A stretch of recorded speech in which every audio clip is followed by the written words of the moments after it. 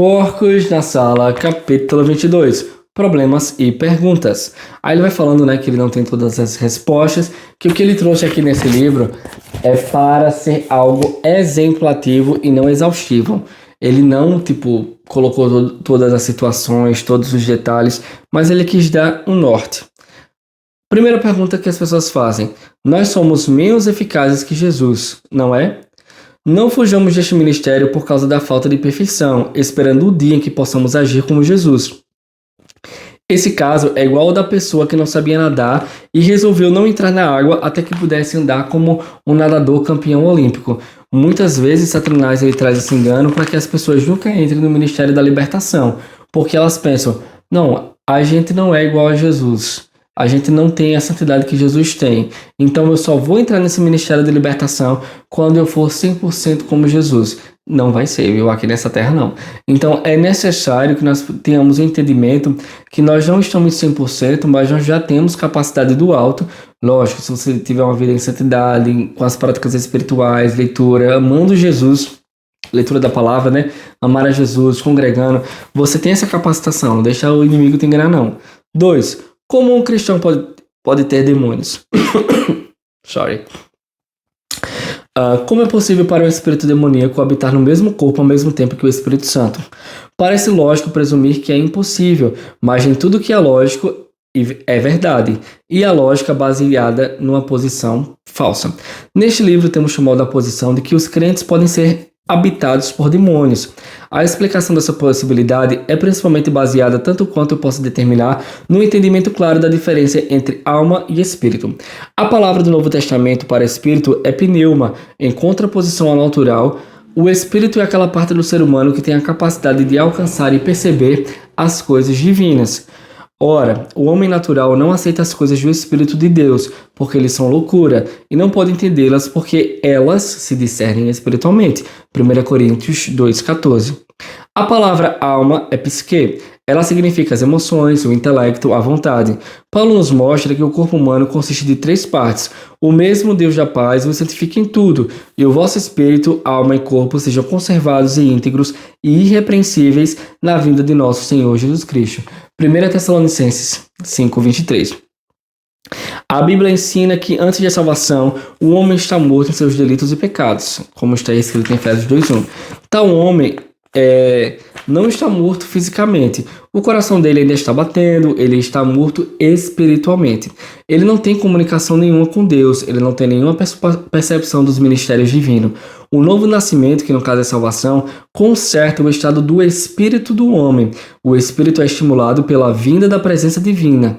Jesus entra na vida humana trazendo sua vida. Disso, vemos que o Espírito Divino passa a habitar no espírito humano na hora da salvação. Os espíritos demoníacos estão relegados à alma e ao corpo do cristão. Os demônios afligem as emoções, a mente, a vontade e o corpo físico, mas não o espírito do cristão. A finalidade da libertação é tirar os demônios transgressores da alma e do corpo, a fim de que Jesus Cristo possa reinar também sobre estas áreas. Em Filipenses 2:12b e 13 fala: desenvolvei a vossa salvação com temor e tremor, porque Deus é quem efetua em vós tanto querer como realizar, segundo a sua boa vontade. Deus está fazendo uma obra em você, mas a salvação mencionada não está completa, ela precisa ser desenvolvida. A palavra salvação nesta passagem é soteria. O sentido primário desta palavra é libertação de molestação pelos inimigos. A ideia está clara. Jesus libertou o nosso espírito do poder de Satanás. Agora Jesus nos diz: desenvolvei a vossa salvação. Ou seja, libertação da molestação dos inimigos que até que a alma e o corpo sejam libertos. 3. O incrédulo pode ser libertado? A resposta é óbvia. Sim. Os demônios têm de obedecer o nome de Jesus, mas por 2 razões duvido seriamente dessa tal libertação. Primeiro, haverá muita pouca esperança para a conservação dessa libertação na vida de uma pessoa que não é cristã, porque a pessoa ela precisa resistir pessoalmente ao demônio. E o pecado vai abrir uma porta para esse demônio entrar. Então, se a pessoa continua pecando, ela se torna vítima do diabo. 2. A segunda, A libertação de um incrédulo poderá contribuir para uma piora. Porque o que acontece? A palavra fala que o espírito maligno, quando ele é expulso, ele fará de tudo para voltar. Se nada de Deus é posto no lugar vazio, o espírito maligno pode voltar trazendo outros demônios, até piores, junto com ele, de modo que o último estado daquele homem torna-se pior do que o primeiro. 4. Sendo expulsos, o que acontece com os demônios? A Bíblia não fala muito sobre esse assunto, mas em Mateus... Eita, sorry guys. Oi! Mateus 12:43. Quando o espírito imundo sai do homem, anda por lugares áridos, procurando repouso, porém não encontra. Os demônios, eles ficam andando e percorrendo lugar fora da habitação humana, e isso para ele é um horror. 5. Podemos indicar para onde os demônios têm de ir? Não há registro nenhum de que Jesus ou seus discípulos impuseram qualquer julgamento aos demônios, mandando-os ao inferno ou abismo para um lugar qualquer.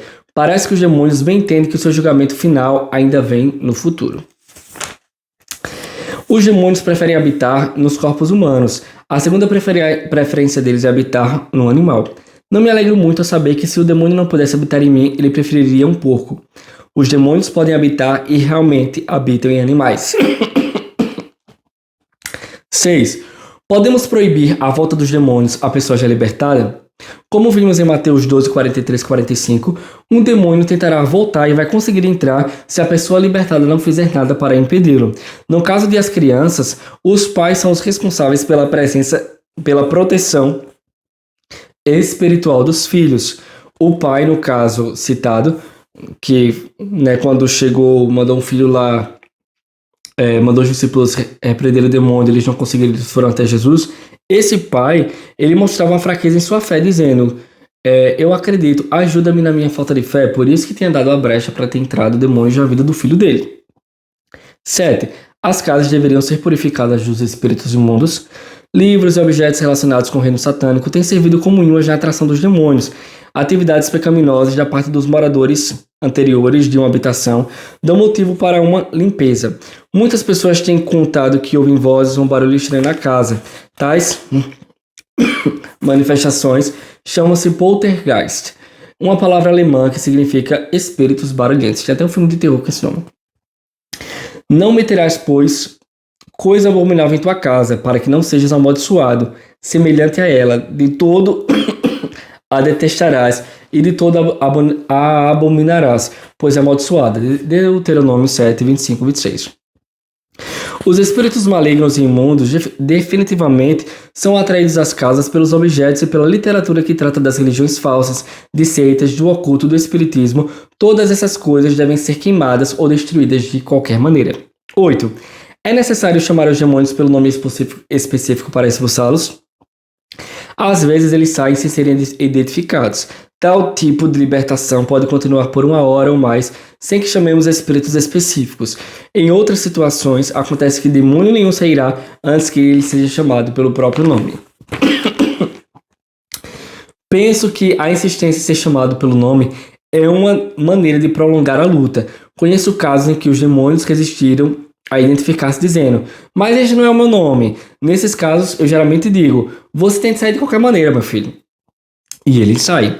O principal valor em saber o nome ou a classificação dos demônios é de habilitar a pessoa liberta, ou seja, qual é o objetivo de você saber qual é o nome daquele demônio? É saber qual foi a brecha que a pessoa deu, quais os outros demônios de agrupamento, como a gente viu no capítulo anterior, que podem ter se infiltrado. E isso dá munição para a pessoa que está sendo liberta, para ela ter mais atenção nessas áreas. Dessa maneira, a pessoa está de sobreaviso e pode tratar como aquela parte da carne e fechar a porta ou tampar a brecha contra as voltas deles. E é isso aí, galera. Sejam abençoados na prática da palavra. Valeu, partiu.